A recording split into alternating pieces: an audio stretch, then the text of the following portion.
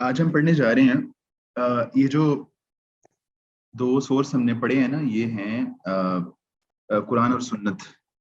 ये primary source हैं, माखज़ दीन हैं, जिनसे हम अहकाम लेते हैं ना। तो वैसे जो प्राइमरी सोर्स हैं दीन के, वो दो ही हैं, यानी कुरान और सुन्नत। और उसके अलावा मैंने बताया था कि जो कुछ सोर्स ऐसे हैं जो प्राइमरी नहीं है, सेकेंडरी हैं। इस तरह के इसके बाद हम पढ़ेंगे इजमा, कियास, इस्तेहसान, मसाले मुरसला वगैरह वगैरह। तो वैसे तो होना ही चाहिए था कि ये सारे जो माखज़ दीन है ना, उनको एक सीक्वेंस में पढ़ते, लेकिन किताब में जो तरतीब है ना, वो इस तरह से है कि पहले उन्होंने मतलब प्राइमरी सोर्स बता दिए हैं, उसके बाद जो है कुछ कवायद हम पढ़ेंगे, और कवायद पढ़ने के बाद अगले स्टेप पे हम जो बाकी है ना सेकेंडरी सोर्स मैंने बताए हैं, उनको हम देखेंगे। तो आज का जो चैप्टर है ना, वो इससे मुतालिक है कि जो अरबी लुगत है ना, उसके कुछ कवायद हैं। एक जो लफ्ज़ शरीयत में बयान किया गया है, तो उसका एक कोई ख़ास माना होता है, उसका ख़ास एक मतलब होता है। तो लुग़वी एतबार से जो माहिरीन लुगत हैं, जो इसके लिंग्विस्टिक के स्कॉलर्स हैं, उन्होंने एक जब एक लफ्ज़ को समझा है, उसको पढ़ा है, तो उसको किन मानी में समझा है, या शरीयत ने एक लफ्ज़ इस्तेमाल किया है तो उसको उसको लुग़वी तौर पे किन मानी के लिए इस्तेमाल किया है। तो ये आज की हमारी बात है, और इसके हवाले से ना क़वाइद लुग़विया अरबिया के हवाले से कुछ क़वायद बयान किए गए हैं, और उनमें से जो पहले 3 कायदे हैं, पहले 3 उसूल हैं, वो 3 उसूल हम आज के चैप्टर में देखेंगे। उनमें से जो पहला उसूल है, पहला उसूल ये है कि जो एक लफ्ज़ होता है, तो उसकी एक ख़ास जो है ना वो दलालत होती है, उसकी एक ख़ास इम्प्लीकेशन होती है। तो उस इम्प्लीकेशन के हवाले से, यानी जो एक लफ्ज़ बोला गया है उसकी क्या इम्प्लीकेशन होगी, वो किन किन चीज़ों पे दलालत करेगा, उसकी आगे ना 4 अक़साम हैं। उनमें से पहली किस्म है दलालत इबारत, दूसरी है दलालत इशारा, तीसरी है दलालत औला, और चौथी है दलालत इक़्तिज़ा। नाम थोड़े से मुश्किल हैं, लेकिन हम पढ़ेंगे तो ये समझ आ जाएंगी चीज़ें। दलालत इबारत क्या होती है? दलालत इबारत ये होती है कि जो माना मकसूद हो उसकी सराहत वाज़ेह लफ्ज़ों में मौजूद हो। यानी नस में, नस से मुराद है कुरान और हदीस। कुरान और हदीस में जो अल्फाज इस्तेमाल किए हैं ना अल्लाह ताला ने या नबी करीम सल्लल्लाहु अलैहि वसल्लम ने, उनकी जो उनकी जो सराहत है, उस उनकी जो एक्सप्लेनेशन है, उनकी जो है वजाहत है, वो बहुत ही सरी होती है, वो बहुत एक्सप्लिसिट होती है। उसमें मतलब कोई किसी दूसरे माना का इम्कान नहीं होता, आसानी से वो बात समझ आ रही होती है। तो इस चीज़ को दलालत इबारत कहते हैं। मिसाल के तौर पे अल्लाह ताला कहते हैं कि फ़ज्तनिबुर्रिज्स मिनल औसान, तुम जो बुत है ना उनकी गंदगी से बचो। तो ये बिल्कुल वाज़ेह यहाँ पे बात है कि अल्लाह ताला बुतों की इबादत से मना कर रहे हैं। इसमें कोई ऐसी चीज़ नहीं है कि जो समझ ना आने वाली हो। जो अल्लाह ताला एक बात समझाना चाहते हैं, वो वाज़ेह लफ्ज़ों में मौजूद है। उसके बाद जो अगली किस्म है, वो है दलालत इशारा। दलालत इशारा में ये होता है कि जो अल्लाह ताला बताना चाह रहे हैं ना, वो जो अल्फाज उसके लिए जो अल्फाज अल्लाह ताला इस्तेमाल करते हैं या अल्लाह के रसूल इस्तेमाल करते हैं, तो उन अल्फाज में जो है उस हुक्म की तरफ इशारा किया जाता है। यानी जो हुक्म दिया जा रहा होता है, वो बिल्कुल सरी अल्फाज में मौजूद नहीं होता, उनकी तरफ इशारा किया जा रहा होता है। जिस तरह के फ़इन ख़िफ़्तुम अल्ला तादिलु फ़वाहिदा, अल्लाह ताला कहते हैं कि अगर तुम लोग शादी मर्द से कहते हैं, मुसलमान मर्द से, कि अगर तुम शादी करना चाहते हो, तो अगर तुम अदल नहीं कर सकते, इंसाफ नहीं कर सकते, तो तुम्हें एक ही शादी करनी चाहिए, तुम्हारी एक ही बीवी होनी चाहिए। तो यहाँ पे इस बात की तरफ इशारा है कि बीवियां चाहे ज्यादा हों या बीवी एक हो, उनसे इंसाफ करना लाजमी है। यहाँ से ये पता चल रहा है कि उन पर जुल्म करना जायज नहीं है, जुल्म करने की इजाजत नहीं होगी। تو یہاں پہ جو ہے نا اللہ تعالیٰ نے ایک بات کی طرف اشارہ کر کے وہ بات سمجھائی ہے. دلالت عبارت میں ایک چیز بہت سری ہوتی ہے، دلالت اشارہ میں اس چیز کی طرف اشارہ کیا جاتا ہے. اس کے بعد اگلی قسم ہے دلالت اولا. دلالت اولا کہتے ہیں کہ کسی مسئلے میں نص کا حکم کسی دوسرے مسئلے میں اس کے حکم پر از خود دلالت کرے. تو اس کی دلالت اولا سے مراد یہ ہے کہ آپ کوئی حکم دیا جاتا ہے کسی انسان کو، تو جو حکم دیا جا رہا ہوتا ہے نا، تو وہ حکم کسی دوسرے حکم پہ از خود دلالت کر رہا ہوتا ہے. مثال کے طور پہ اگر میں کسی سے کہتا ہوں کہ تم نے سگریٹ نہیں پینا، تو اس میں جو ہے نا چرس خود بخود شامل ہے. اگر میں کسی کو کہتا ہوں تم نے سگریٹ نہیں پینا، تو وہ بندہ جا کے چرس پینا شروع کر دے، اور جب اگر اس سے پوچھا جائے کہ تمہیں منع کیا تھا سگریٹ پینے سے، تو وہ کہے کہ آپ نے سگریٹ پینے سے منع کیا تھا، چرس پینے سے منع نہیں کیا تھا، تو یہ بات غلط ہوگی. تو جب کسی کو کہا کہ سگریٹ نہیں پینا، تو اس میں چرس خود بخود شامل ہے. تو یہ مطلب ہے دلالت اولا کا، یعنی ایک حکم دیا جاتا ہے اور دوسرا حکم جو ہے نا اس میں خود بخود شامل ہوتا ہے. اس کی مثال یہ ہے، اللہ تعالیٰ فرماتے ہیں وَلَا تَقُلْ لَهُمَا اُفٍّ، اپنے جو والدین ہیں ان کو اف تک نہ کہو. تو اف تک نہ کہو کا مطلب یہ ہے کہ جو ہے نا ان کو گالی دینا بھی جائز نہیں ہوگا. کوئی بندہ یہ کہے کہ والدین سے کوئی بدتمیزی کرے، کوئی اس طرح کی بات کرے، اور اس کو کہا جائے تو وہ کہے کہ اللہ تعالیٰ نے تو یہ کہا ہے کہ اف نہ کہو، میں نے اف تو نہیں کہا، میں نے تو جو ہے خدا نخواستہ گالی دی ہے. تو یہ بات درست نہیں ہوگی. جو ہے نا اف، جب اف یہ کہا گیا ہے کہ اف نہیں کہنا، تو اس میں گالی دینے سے رکنا بھی از خود شامل ہے. تو دلالت اولا سے یہ مراد ہے. دلالت اقتضاء چوتھی اس کی قسم ہے دلالت نص کی، کہ دلالت اقتضاء نص کے الفاظ کسی ایسی چیز پر دلالت کریں کہ ان کا مطلب ان کو مقدر مانے بغیر سمجھ نہ آئے.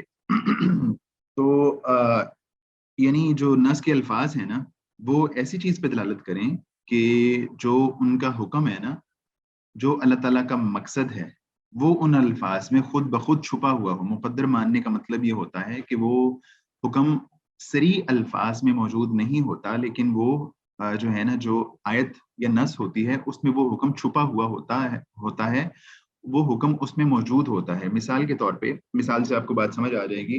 حرمت علیکم امہاتکم و بناتکم، اللہ تعالیٰ فرماتے ہیں کہ تمہارے لیے تمہاری مائیں اور تمہاری بیٹیاں وہ حرام کر دی گئی ہیں.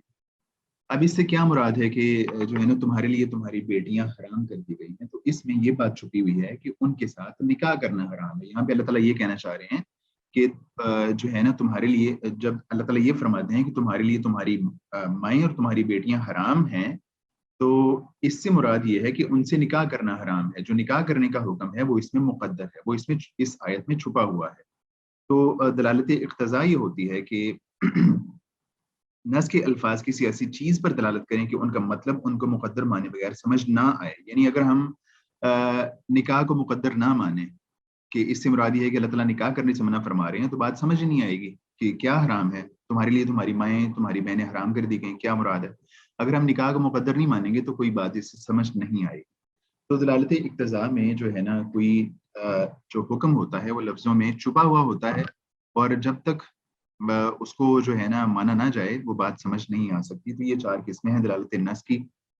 دلالت عبارت جس میں بات بہت واضح ہو، اشارہ جس میں اشارہ کیا جائے.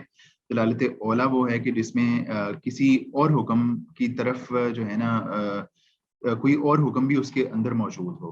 اور دلالت اقتضاء وہ ہے کہ ایک جو مقصد ہے نا اللہ تعالیٰ کا، وہ نص میں الفاظ میں مقدر ہوتا ہے، چھپا ہوا ہوتا ہے، اور جب تک اس کو نہ مانا جائے تو بات سمجھ نہیں آ سکتی. تو اس کو نا ہم کتاب میں دیکھ لیتے ہیں. تھوڑا سا اوور ویو ہو گیا، سمجھ آ جائے گی آپ کو بات انشاءاللہ. نصوص یعنی کتاب و سنت کے الفاظ و عبارات سے احکام کو سمجھنے کے چند لغوی قواعد. میں نے کہا کہ ہم لغوی قواعد پڑھ رہے ہیں، تو ان میں سے پہلا جو قاعدہ ہے نا وہ دلالت نص اور اس کی اقسام ہے. یعنی جو ایک نص ہے اس کی امپلیکیشن کس طرح ہوگی، اس کی دلالت کس طرح ہوگی. نص سے مراد قرآن کریم کی کوئی آیت یا رسول اللہ صلی اللہ علیہ وسلم کی کوئی حدیث ہے، اور اس کی دلالت سے مراد وہ طریقہ یا کیفیت ہے جس سے اس کا مطلب سمجھا جاتا ہے. نص سے مراد یعنی قرآن اور حدیث ہیں. اس کی چار قسمیں ہیں. دلالت عبارت یعنی یہ کہ نص اپنے سے مقصود معنی کی واضح الفاظ میں صراحت کرے، جیسے اللہ تعالیٰ کے ارشاد فَاجْتَنِبُوا الرِّجْسَ مِنَ الْأَوْثَانِ وَاجْتَنِبُوا قَوْلَ الزُّورِ. اور دوسری مثال ہے احل اللہ البیع وحرم الربا، اللہ تعالیٰ نے جو بے ہے اس کو جائز کیا ہے اور سود کو اللہ تعالیٰ نے حرام کیا ہے. تو وہ کہہ رہے ہیں کہ اس آیت میں اس بات کی دلالت کہ بے سود کی طرح نہیں ہے، اور یہ کہ بے حلال اور سود حرام ہے.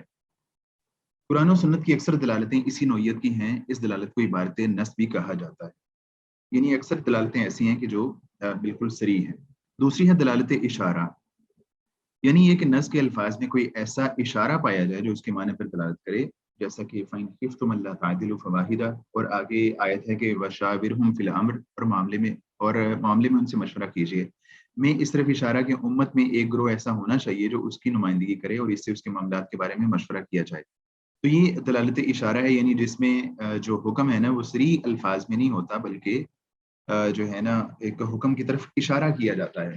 اور تیسری ہے دلالت اولا، یعنی کسی ایک مسئلے میں نص کا حکم کسی دوسرے مسئلے میں اس کے حکم پر از خود دلالت کرے، جیسے اللہ تعالیٰ کے ارشاد ولا تقل لہما اف، میں اس بات کی دلالت کہ ماں باپ کو مارنا یا انہیں گالی دینا بالاولا حرام ہے. سمجھ آ رہی ہے بات کی؟ جی اور سر. اس کے بعد ہے چوتھی قسم ہے دلالت اقتضاء، یعنی یہ کہ نص کے الفاظ کسی ایسی چیز پر دلالت کریں کہ ان الفاظ کا مطلب اس کو عقلی یا شرعی طور پر مقدر معنی بغیر سمجھ نہ آئے.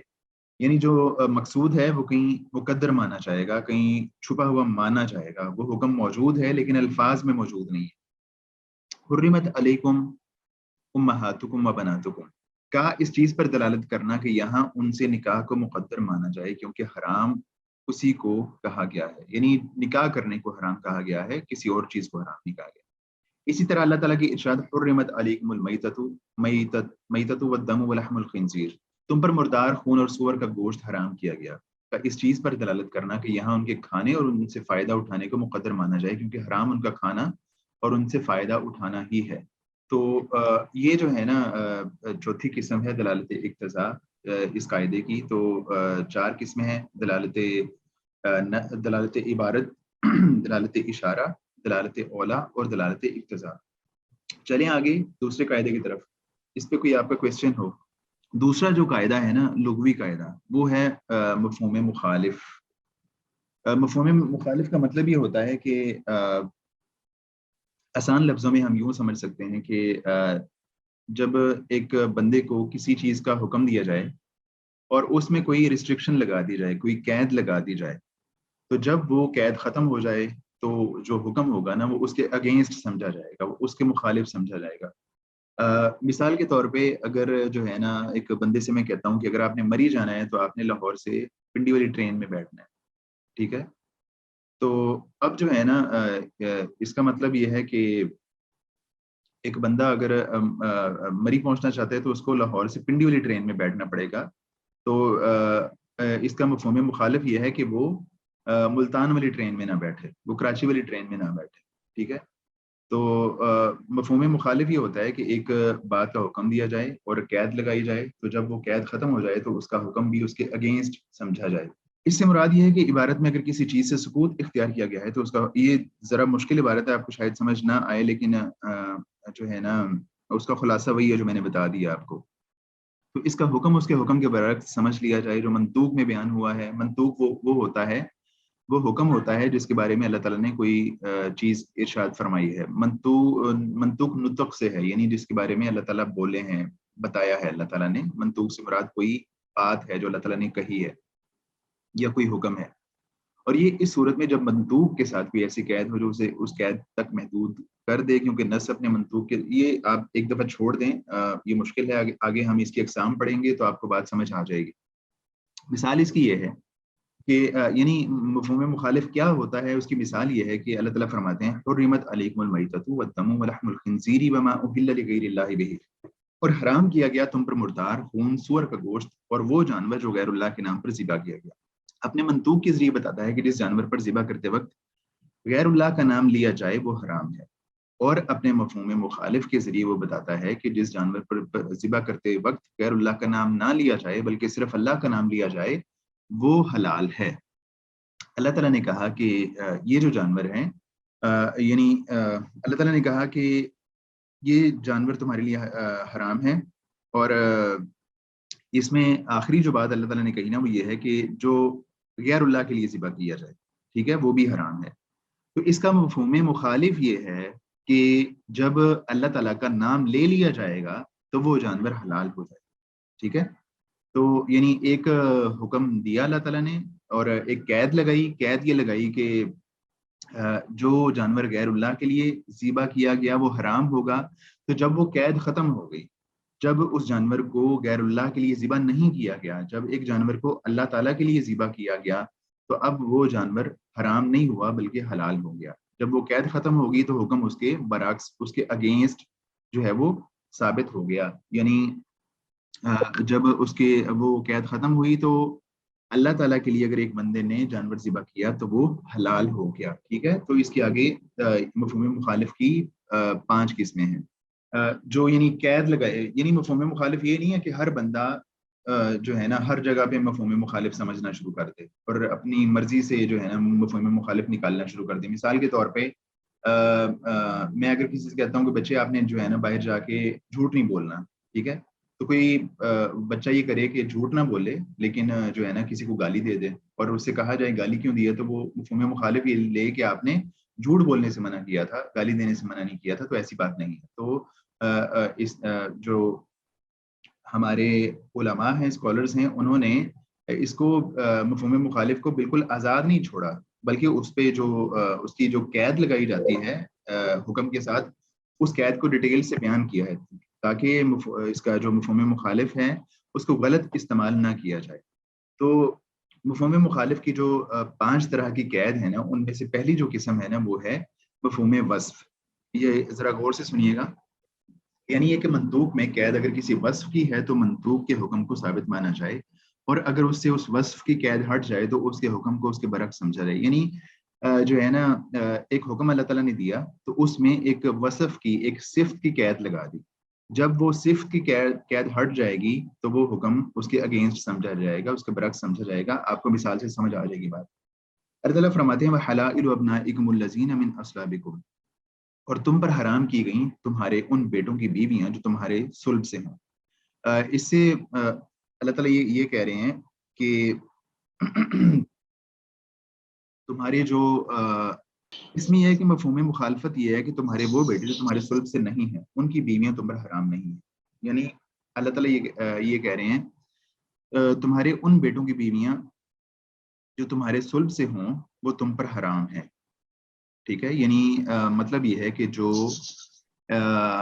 ایک سگے بیٹے ہوتے ہیں ان کی جو بیوی، جو بہو ہے نا، بہو، ہاں جی بالکل، بہو اگر بہو سے نکاح نہیں ہو سکتا. یا مثال کے طور پہ بیٹے نے اگر ڈیورس دی ہے بیوی کو، تو اب جو سسر ہے وہ اپنی بہو سے، سابقہ بہو سے نکاح نہیں کر سکتا. تو یہ اللہ تعالیٰ نے یہاں فرمایا ہے. اور اس کا مفہوم ہے جب وہ بچیاں جو ہیں اگر صلب سے نہ ہوں، یعنی وہ بیٹے کی بیوی نہ ہو، تو اس وقت ان سے نکاح کرنا جائز ہوگا. یعنی مفہوم مخالف یہ ہے کہ جب وہ صفت ختم ہو گئی جو اللہ تعالیٰ نے اس آیت میں لگائی تھی، تو اس صفت کے یا اس قید کے ختم ہونے کے ساتھ ہی جو حکم ہوگا وہ اس کے برعکس سمجھ لیا جائے گا. پہلے ان سے نکاح کرنا حرام تھا، لیکن جب وہ ان کی جو بیویاں ہیں وہ ان کے صلب سے نہ ہوں، ان کے سگے بیٹے کی بیوی نہ ہو، تو اس وقت مفہوم اس کے برعکس ہو جائے گا، ان سے نکاح کرنا جائز ہو جائے گا. اور اس کی اگلی مثال یہ ہے کہ چرنے والے جانوروں پر زکوٰۃ ہے. مفہوم مخالفت یہ ہے کہ جو جانور چرنے والے نہ ہوں ان پر زکوٰۃ نہیں ہے. یعنی اللہ تعالیٰ نے اللہ کے رسول نے قید یہ لگائی کہ جو چرنے والے جانور ہیں، یعنی جن جانوروں پہ زکوٰۃ ہوگی ان کی صفت یہ ہونی چاہیے کہ وہ چرنے والے ہوں. تو جب وہ صفت ختم ہو گئی، جب وہ جانور چرنے والے نہیں ہیں، تو اب جو ہے نا حکم اس کے برعکس ہو گیا. اب حکم یہ ہوگا کہ ان جانوروں پر زکوٰۃ نہیں ہوگی. تو جب ایک حکم میں کوئی قید لگائی جائے صفت کی، جب وہ صفت ختم ہو جائے تو حکم بھی اس کے اگینسٹ سمجھا جائے گا مفہوم مخالف کے اعتبار سے. دوسری قسم ہے مفہوم غایت، یعنی مفہوم حد. یعنی منطوق میں حکم کو اسی غایت تک مانا جائے جس کی اس میں قید لگائی گئی ہے، اور جب وہ غایت نہ رہے تو وہ حکم بھی برعکس ہو جائے. ایک حد تک قید لگائی گئی ہے تو جب وہ حد نہیں رہے گی تو وہ حکم بھی جو ہے نا اس کے برعکس ہو جائے گا، جس طرح اللہ تعالیٰ نے کہا ہے کہ وَكُلُوا وَاشْرَبُوا حَتَّى يَتَبَيَّنَ لَكُمُ الْخَيْطُ الْأَبْيَضُ مِنَ الْخَيْطِ الْأَسْوَدِ، اور تم کھاؤ پیو جب تک صبح کی سفید دھاری سیاہ دھاری سے الگ ظاہر نہ ہو جائے۔ اب یہاں پہ حد بیان کی گئی ہے کہ جب تک صبح کی سفید دھاری سیاہ دھاری سے الگ نہیں ہوتی، یعنی اس کا مطلب یہ ہے کہ جب صبح صادق نہیں ہوتی، صبح صادق ظاہر نہیں ہوتی، تب تک تم کھا سکتے ہو۔ تو اس میں مفہوم مخالف یہ ہے کہ جب صبح کی سفید دھاری سیاہ دھاری سے الگ ظاہر ہو جائے تو تم نہ کھاؤ۔ جب وہ حد ختم ہو گئی، وہ حد پوری ہو گئی، تو اب حکم اس کے برعکس یہ نکلا کہ اب تم کھا پی نہیں سکتے۔ جب تک صبح صادق نہیں ہوئی تھی اور حد نہیں آئی تھی، تم کھا پی سکتے تھے۔ جب وہ حد آ گئی تو اب حکم جو ہے نا اس کے برعکس ہو گیا، حد آنے کے بعد اب تم مزید کھانا پینا نہیں کر سکتے، کھا پی نہیں سکتے۔ تو دوسری قسم ہے مفہوم مخالف کی، مفہوم غایت یا مفہوم حد۔ تیسری قسم ہے مفہوم شرط، یعنی منطوق میں حکم کو اگر کسی شرط سے معلق کیا گیا ہے تو اسے ویسا مانا جائے جیسا وہ ہے، اور جب وہ شرط نہ رہے تو اسے اس کے برعکس مانا جائے۔ یعنی مفہوم مخالف میں کوئی شرط آ جائے، شارع نے، اللہ تعالیٰ نے یا اللہ کے رسول نے کسی حکم کو شرط کے ساتھ ریلیٹ کیا ہو، تو جب وہ شرط نہیں رہے گی تو حکم اس کے برعکس ہو جائے گا، حکم اس کے برعکس سمجھا جائے گا۔ مثال اس کی یہ ہے کہ وَإِن كُنَّ اولاد حمل فانفقوا علیہن، یعنی جب تم نے اپنی بیویوں کو طلاق دینی ہے تو اگر وہ حاملہ ہوں تو انہیں نفقہ دو، ان کو خرچہ دو۔ تو اس کا مفہوم مخالف یہ ہے، مفہوم مخالف یہ ہے کہ جب وہ حاملہ نہیں ہوں گی تو ان کو خرچہ دینا ضروری نہیں ہوگا، ان کو خرچہ نہیں دیا جائے گا۔ تو یعنی اس میں شرط یہ لگائی گئی تھی کہ جب تم نے ان کو طلاق دینی ہے، اگر وہ پریگننٹ ہیں تو آپ نے کیا کرنا ہے، ان کو خرچہ دینا ہے۔ بٹ اگر وہ یہ والی شرط نہ ہو، اگر جب ایک بندہ اپنی بیوی کو طلاق دے رہا ہے، جب یہ شرط نہ پائی جائے، وہ حاملہ نہ ہو، تو اس صورت میں ان کو خرچہ نہیں دیا جائے گا۔ اور یہ بات ہمیں مفہوم مخالف سے سمجھ آئی ہے کہ جب وہ شرط ختم ہوگی تو حکم بھی اس کے برعکس ہو گیا۔ اس کے بعد ہے مفہوم عدد، یعنی یہ کہ منطوق میں حکم پر اگر کسی تعداد کی قید رکھی گئی ہے تو اسے ویسا مانا جائے جیسا وہ ہے۔ یعنی اب یہاں پہ جو قید لگائی گئی ہے وہ تعداد کی قید لگائی گئی ہے، پیچھے جو قید لگائی گئی تھی وہ شرط کی قید تھی یا حد کی قید تھی۔ یہاں پہ جو قید لگائی گئی ہے وہ اس کی تعداد کی قید ہے۔ تو جب وہ تعداد نہیں پائی جائے گی تو حکم بھی اس کے اگینسٹ ہو جائے گا، حکم بھی اس کے برعکس ہو جائے گا۔ جیسا کہ اللہ تعالیٰ کا ارشاد ہے فَاجْلِدُوهُمْ 80 جلدہ، تم انہیں 80 کوڑے لگاؤ، یعنی جو لوگ تہمت لگاتے ہیں ان کو 80 کوڑے لگائے جائیں گے۔ اور اس کا مفہوم مخالف یہ ہے کہ انہیں 80 سے کم یا زیادہ کوڑے لگانا جائز نہیں ہے۔ جب شریعت نے ایک عدد بتا دیا تو اب جو ہے نا اس عدد کو فالو کیا جائے گا، اور جو ہے جب کوئی بندہ یہ کام کرے گا تو اس کو جو ہے نا 80 کوڑے ہی لگائے جائیں گے، اس سے کم یا زیادہ کوڑے لگانا جائز نہیں ہوگا۔ اور جب یہ یعنی جو تہمت لگانے والا بندہ ہے اس میں عدد کی قید یہ ہے کہ اس کو 80 ہی کوڑے لگائے جائیں گے، اس کو کم یا زیادہ نہیں لگائے جائیں گے۔ اس کے بعد جو اگلا ہے مفہوم لقب، اور یعنی یہ کہ منطوق میں حکم اگر کسی جنس یا نوع کے ساتھ خاص ہو تو اسے ویسا ہی مانا جائے جیسا وہ ہے، اور جب وہ اس جنس یا نوع کے ساتھ خاص نہ ہو تو اسے اس کے برعکس مانا جائے۔ یعنی جو حکم دیا جا رہا ہے اس کو کسی جنس کے ساتھ یا نوع کے ساتھ جو ہے خاص کیا گیا ہے، تو جب وہ جنس یا نوع کے ساتھ خاص نہیں ہوگا تو اس کا جو حکم ہوگا وہ اس کے برعکس سمجھا جائے گا، جس طرح کہ اللہ تعالیٰ کا ارشاد ہے حرمت علیکم امہاتکم، تم پر تمہاری مائیں حرام کی گئی ہیں۔ تو اس کا مفہوم مخالف یہ ہے کہ جو تمہاری مائیں نہیں ہیں وہ تم پر حرام نہیں ہے۔ یعنی یہاں پہ اللہ تعالیٰ نے ایک حکم کو جنس کے ساتھ خاص کیا ہے کہ تمہاری جو مائیں ہیں وہ تم پر حرام کر دی گئی ہیں۔ تو اس کا مفہوم مخالف یہ ہے کہ جب جنس کی قید ہٹ گئی، جب وہ جنس نہیں رہی جس کا تذکرہ اللہ تعالیٰ نے کیا ہے، تو اب جو ہے نا اس خاتون کے ساتھ نکاح کرنا جائز ہو گیا۔ جب وہ ماں نہیں ہے تو اب نکاح ہو سکتا ہے۔ یہ بات مفہوم مخالف سے سمجھ آئی ہے۔ اور اسی طرح اللہ کے نبی علیہ الصلوۃ والسلام کا ارشاد ہے کہ جو فی البر صدقہ، جو گندم ہے نا اس پر صدقہ ہے۔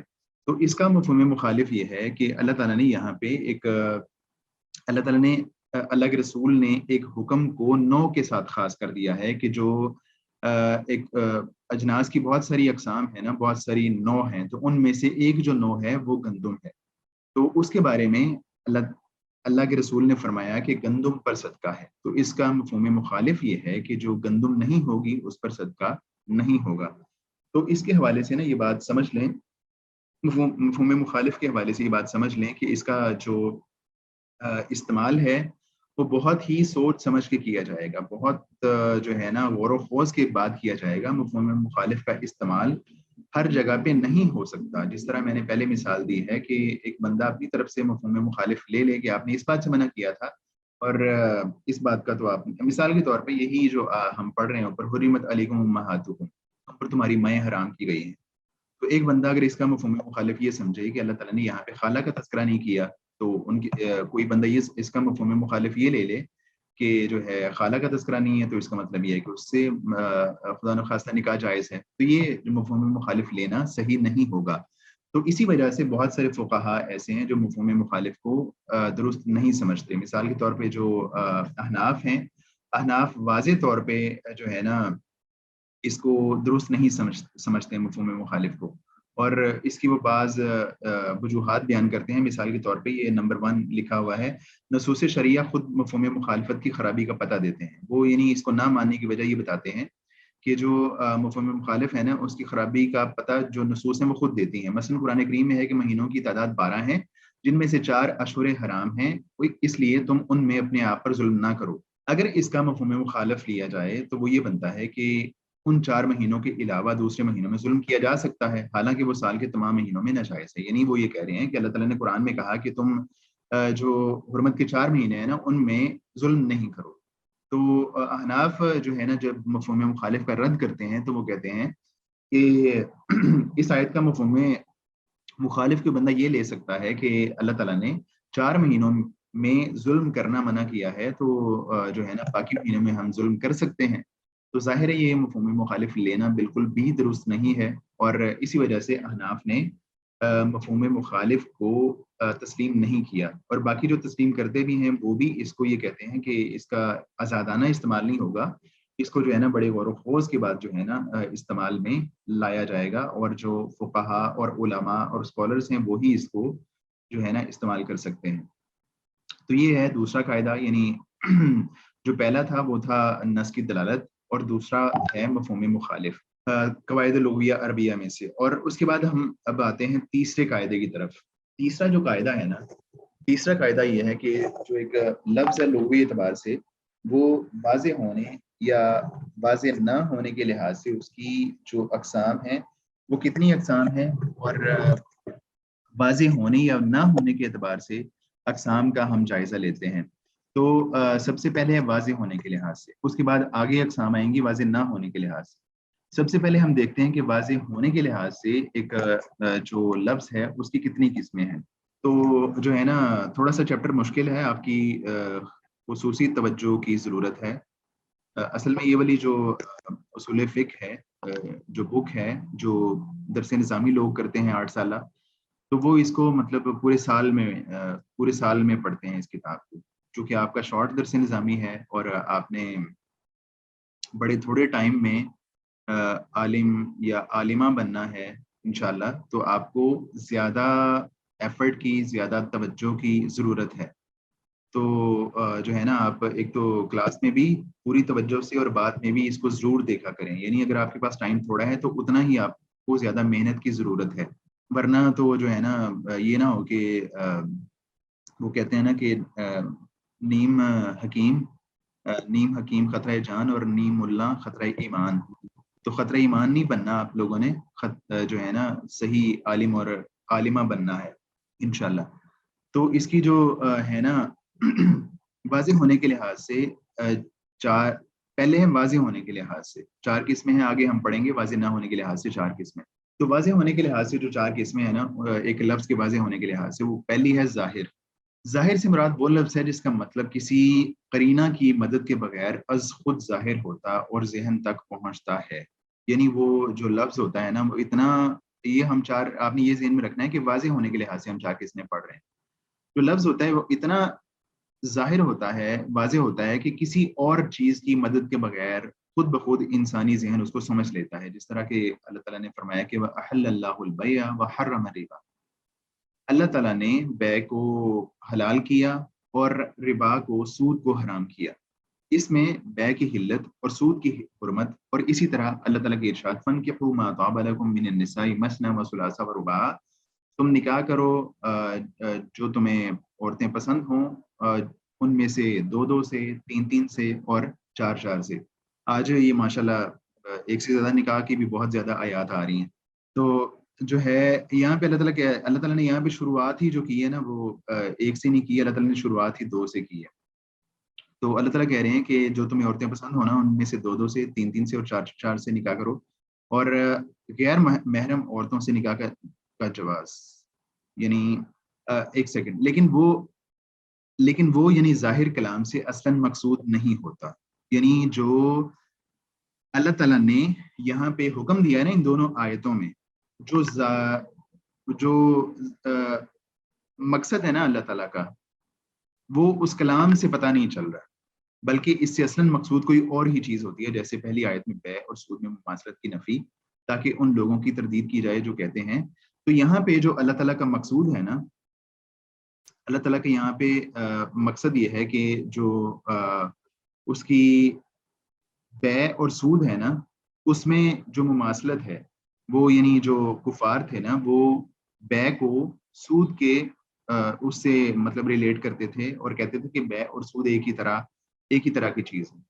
تو اللہ تعالیٰ یہاں پہ کہہ رہے ہیں کہ بے اور جو سود ہے نا, جو عام تجارت ہے, حلال تجارت ہے, اور جو سود ہے وہ ایک طرح سے نہیں ہے. جو بے ہے وہ الگ چیز ہے, اور جو سود ہے وہ ایک الگ چیز ہے. تو یہاں پہ اس سے اصلاً مقصود کوئی اور ہی چیز ہوتی ہے. جیسے پہلی آیت میں بے اور سود میں مماثلت کی نفی, تاکہ ان لوگوں کی تردید کی جائے جو کہتے ہیں کہ بے سود ہی کی طرح ہے. اور دوسری آیت میں عورتوں کی تعداد کو 4 یا 1 تک محدود رکھنا.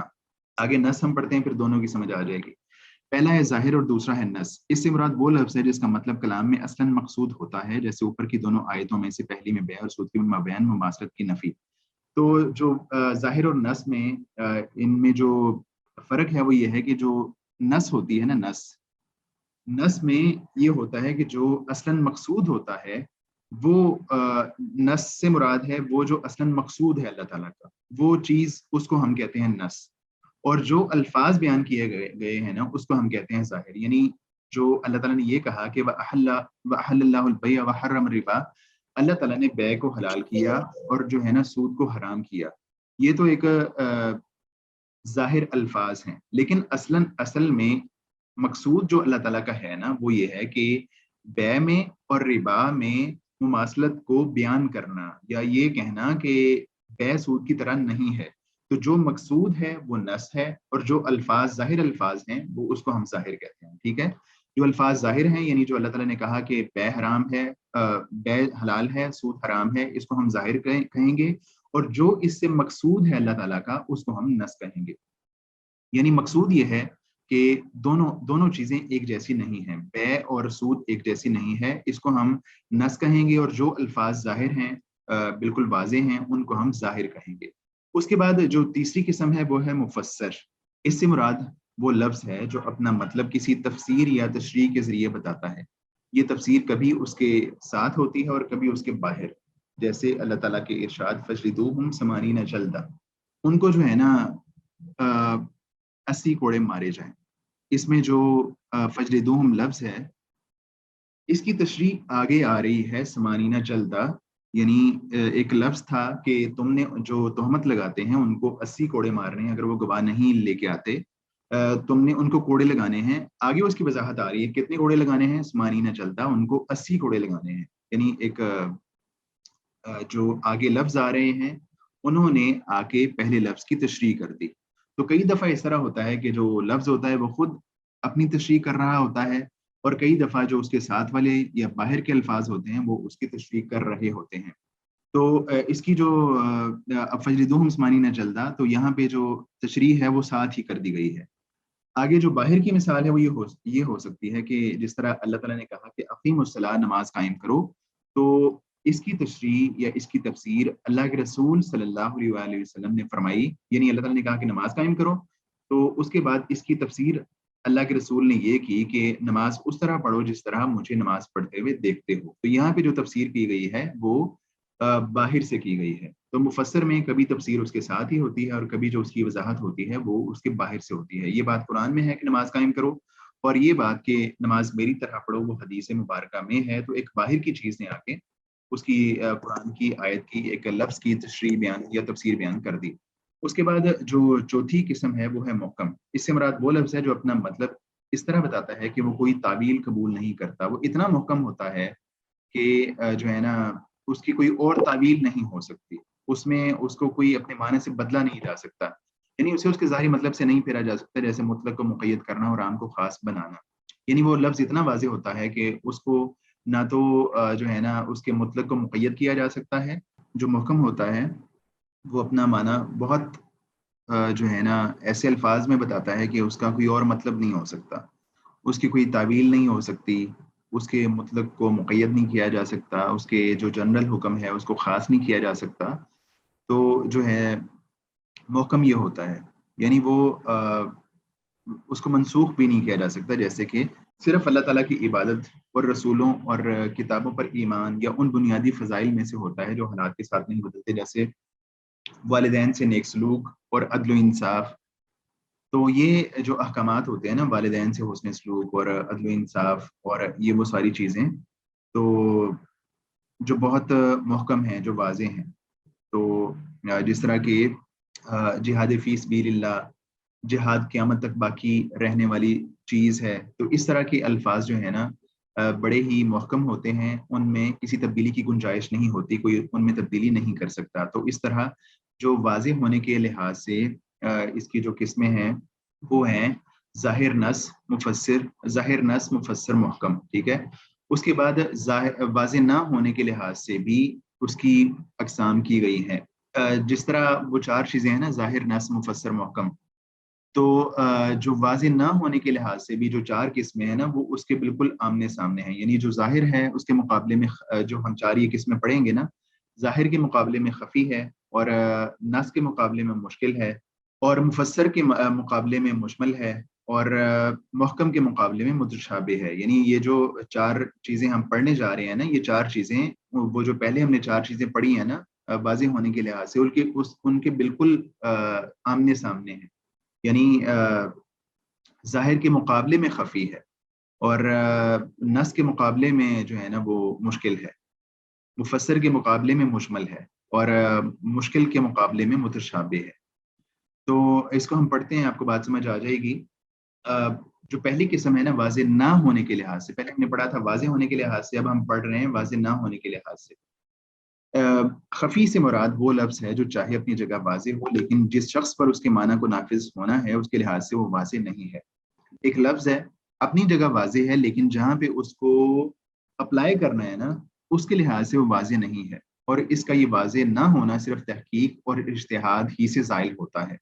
یعنی جو لفظ ہوتا ہے وہ اتنا واضح نہیں ہوتا، اور جب اس سے متعلق تحقیق کی جاتی ہے، اجتہاد کیا جاتا ہے، کوشش کی جاتی ہے، تو اس کے بعد وہ لفظ خفی سے نکل کے واضح ہوتا ہے۔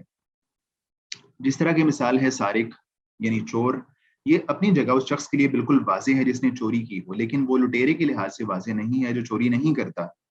اب جو ہے ایک بندہ کسی کی چیز چوراتا ہے، اس کو تو ہم کہتے ہیں یہ چور ہے، سارق ہے، لیکن اب مثال کے طور پہ ایسے لوگ ہیں، پاکستان کی ہم مثال لے لیں کہ جو موبائل میں بہت سارے فراڈ کرتے ہیں لوگوں کے ساتھ، اور مطلب مختلف طریقوں سے ان کو کال کر کے اور ان سے جو ہے نا وہ پیسے ان کے نکلوا لیتے ہیں جیز کیش کے ذریعے سے، کسی بینک اکاؤنٹ سے۔ تو اب یہ بھی تو جو ہے پیسے چرانا ہے، یہ پیسے نکلوانا ہے، تو اس کو کیا کہا جائے گا؟ تو جو ہے نا یہ جو چیز ہے اس طرح پیسے نکلوانا، اس پہ غور و خوض کرنا، اس کو ہم خفی کہتے ہیں۔ یعنی مثال کے طور پہ سارق ہے، وہ تو ایک نہیں، جو سارق لفظ ہے نا، سارق ہے نا، اس کو ہم مطلب خفی اس طرح سے کہہ سکتے ہیں، اپنے معنی میں یہ واضح ہے، لیکن جب ایک اور مثال آ جائے گی، جس طرح کہ میں نے کہا کہ ایک بندہ چوری نہیں کرتا، کسی اور طریقے سے پیسے اینٹ لیتا ہے، تو اب اس کے بارے میں کیا کہا جائے گا؟ تو اس کو جو ہے نا ہم خفی کہتے ہیں. تو جب اس پہ غور و خوض کیا جاتا ہے اور غور و خوض کرنے کے بعد اس کو جو ہے کہا جاتا ہے کہ یہ بھی ایسا کام کرنے والا بھی چور ہے، تو اس کے بعد پھر وہ لفظ واضح ہو جاتا ہے، ظاہر ہو جاتا ہے. اس سے پہلے وہ خفی ہوتا ہے. خفی کے بعد جو ہے نا، یہ ہم آپ ذہن میں رکھیں کہ ہم پڑھ رہے ہیں وہ قسمیں کہ جو واضح نہ ہونے کے لحاظ سے ہیں. پہلی تھی خفی، یعنی وہ ایک واضح نہیں ہے اپنے معنی کے لیے، اپنے لفظ میں تو واضح ہے چور، لیکن اس کا اطلاق کس کس پہ ہوگا اس کے حوالے سے وہ خفی ہے، واضح نہیں ہے. دوسری ہے مشکل. اس سے مراد وہ لفظ ہے جس کا معنی اس کے اندر پائے جانے والے کسی سبب کی بدولت واضح نہیں ہوتا، جیسے کوئی ایسا مشترک لفظ جس کے لغت میں ایک سے زائد کئی معنی ہوں اور کلام میں اس کا جو معنی مراد ہے اس کی تعیین صرف تحقیق اور اجتہاد ہی سے ہو سکتی ہے. یعنی وہ جو لفظ ہے نا، اس کے وہ اس کو مشکل اس لحاظ سے کہہ رہے ہیں کہ اس کے جو معنی ہیں وہ معنی ایک سے زائد ہو سکتے ہیں. مثال کے طور پہ والمطلقات یتربصن بانفسہن ثلاث قروء، یعنی جن عورتوں کو طلاق دی جائے وہ انتظار کریں 3 قروء. اب یہاں پہ اللہ تعالیٰ نے قروء کا لفظ بولا ہے کہ جن عورتوں کو طلاق دی جائے گی ان کی عدت 3 قروء ہوگی.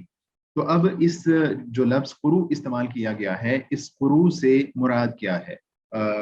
تو بعض لوگوں کے ہاں اس سے مراد ہے مینسز، حیض، اور بعض لوگ اس سے مراد لیتے ہیں طہر، پاکی کی حالت.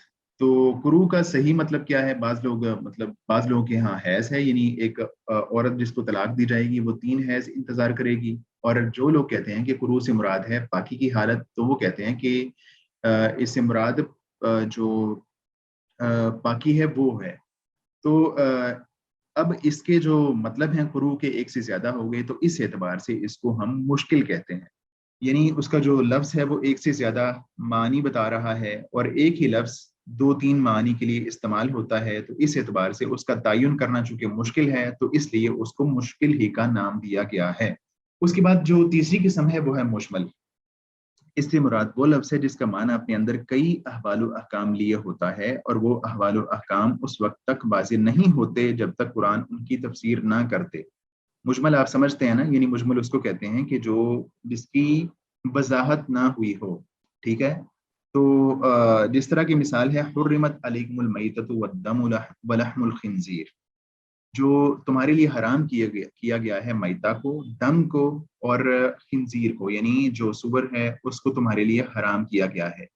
تو اس آیت میں جو لفظ استعمال ہوا ہے دم، اللہ تعالیٰ نے یہ تو فرما دیا کہ تمہارے لیے مردار اور خون حرام ہے. اب خون سے کیا مراد ہے؟ مطلب یہ ایک مجمل لفظ ہے.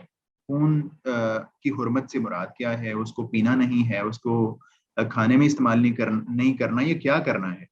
تو اس مجمل کی جو ہے نا وضاحت اس طرح سے ہو گئی، اس مجمل کی وضاحت اس طرح سے ہو گئی کہ جو ہے نا قرآن میں ایک اور جگہ پہ اللہ تعالیٰ نے فرمایا کہ قُل لَا أَجِدُ فِي مَا أُوحِيَ إِلَيَّ مُحَرَّمًا عَلَىٰ طَاعِمٍ يَطْعَمُهُ إِلَّا أَن يَكُونَ مَيْتَةً أَوْ دَمًا مَسْفُوحًا.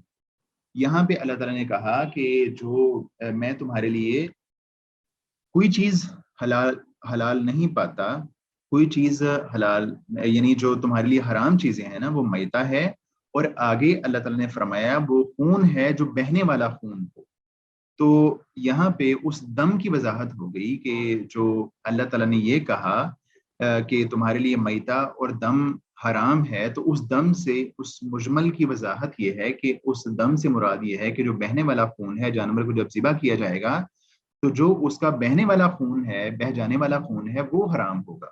ورنہ تو جو بلڈ ہوتا ہے جب جانور کو ذبح کیا جاتا ہے تو کچھ بلڈ جانور کے اندر باقی رہ جاتا ہے، گوشت کا حصہ بنا ہوا رہ جاتا ہے، کچھ بلڈ ایسا ہوتا ہے.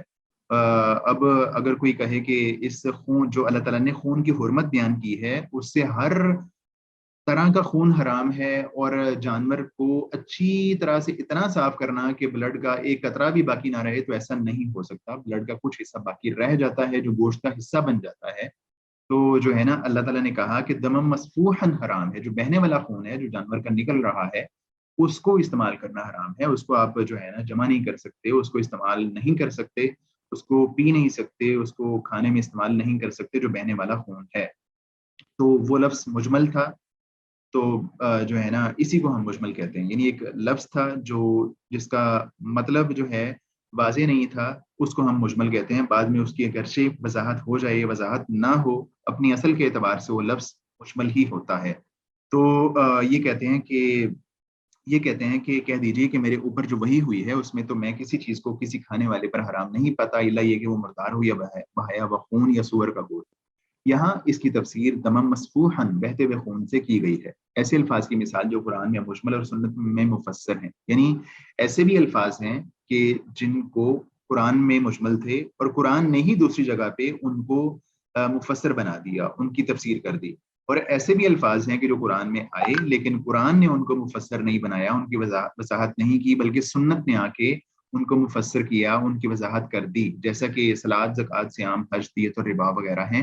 یعنی جو نماز ہے اس کا حکم قرآن میں اللہ تعالیٰ نے دیا، لیکن اس کی جو تفصیلات ہیں، نماز کس کس ٹائم پہ پڑھنی ہے اور کتنی رکعات پڑھنی ہے، اس کی وضاحت اللہ تعالیٰ نے سنت میں کر دی۔ تو جو نماز میں جو قرآن میں حکم آیا تھا نماز کا، وہ ایک ایسا حکم تھا جس کو ہم مجمل کہتے ہیں۔ اس کے بعد ہے متشابہ۔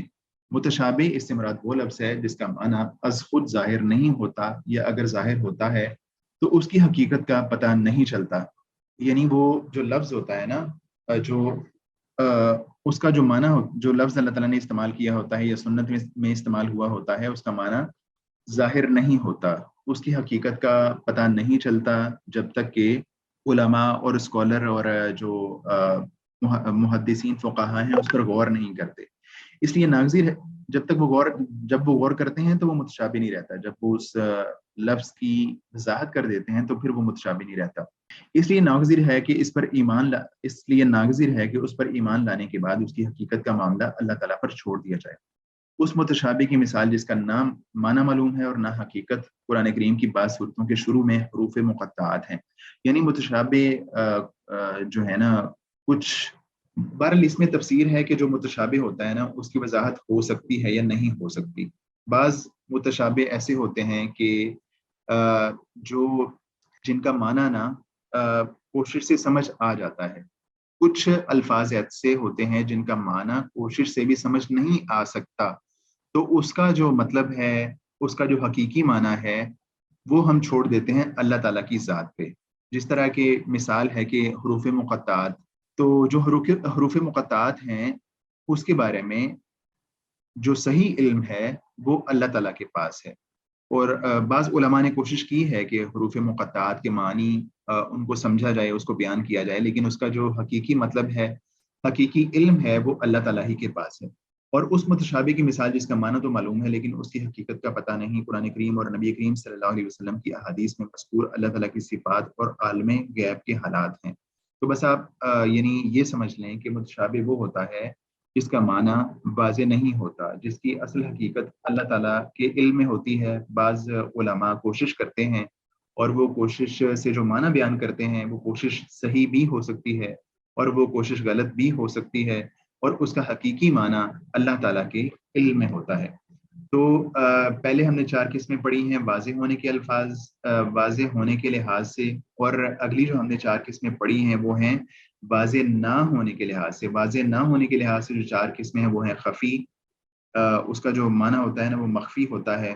مشکل وہ ہوتا ہے جس کا معنی سمجھنا، اس کے مطلب جو ہے نا ایک سے زیادہ ہوتے ہیں، اس کے مطلب کا صحیح پتہ نہیں چلتا، اس میں مشکل ہوتی ہے، اس کو مشکل کہتے ہیں۔ اور مجمل وہ ہوتا ہے کہ جس کی تفسیر نہیں کی گئی ہوتی، اور جو ہے نا وہ اپنی مجمل جو ہوتا ہے اس کی تفسیر نہیں کی گئی ہوتی، اور اس کی وضاحت جب تک نہیں ہوگی اس کا معنی سمجھ نہیں آئے گا، جس طرح کے دم کی مثال۔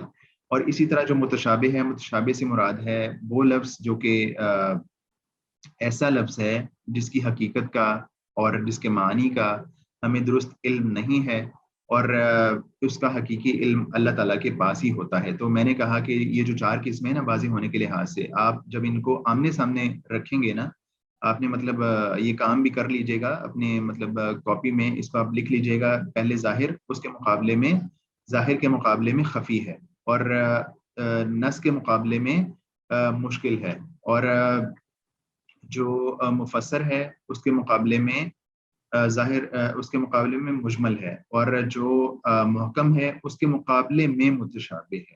تو ان کو آپ آمنے سامنے لکھیں گے تو آپ کو بات نا سمجھ آ جائے گی، اور ان کی جو ہے نا مختصر جو تعریفات ہیں ان کو بھی دیکھ لیجئے گا. تو آج ہم نے 3 قواعد پڑھے ہیں، اور اس کے قواعد لغویہ عربیہ کے ان میں سے پہلا قاعدہ جو ہے وہ یہ ہے کہ جو نص ہے اس کی دلالت، اس کی امپلیکیشن کس طرح ہوگی، کیسے کیسے ہوگی، اس کی اقسام کس طرح سے ہیں. دوسرا قاعدہ ہم نے پڑھا ہے مفہوم مخالف کے لحاظ سے، اس کی 5 قسمیں ہم نے پڑھی ہیں. اور تیسرا قاعدہ ہم نے پڑھا ہے کہ ایک لفظ واضح یا واضح نہ ہونے کے لحاظ سے اس کی کتنی قسمیں ہیں. واضح ہونے کے لحاظ سے 4 قسمیں ہیں، ظاہر، نص، مفسر، محکم. اور واضح نہ ہونے کے لحاظ سے بھی 4 قسمیں ہیں، خفی، مشکل، مجمل، متشابہ.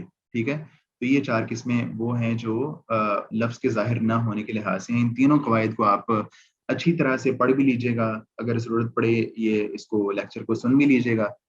اور سلائیڈز بھی میں نے کچھ بنائی تھی، ساری مکمل نہیں بنائی کیونکہ وہ اس میں نا تھوڑی سی مثالیں زیادہ تھیں، تو جو میں نے بنائی وہ بھی آپ کے ساتھ شیئر کر دوں گا انشاءاللہ. تو اس کو آپ دیکھ لیجئے گا. تو آج کا لیکچر ہم یہیں پہ ختم کرتے ہیں. وآخر دعوانا ان الحمد للہ رب العالمین. آپ کا سوال ہے کوئی؟ آج کا لیکچر مشکل تو نہیں تھا زیادہ، یا مشکل تھا؟ سر مشکل تو تھا، لیکن ایک انشاءاللہ پڑھیں گے تو سمجھ آ جائے گا انشاءاللہ. چلیں جی، فی امان اللہ. السلام علیکم.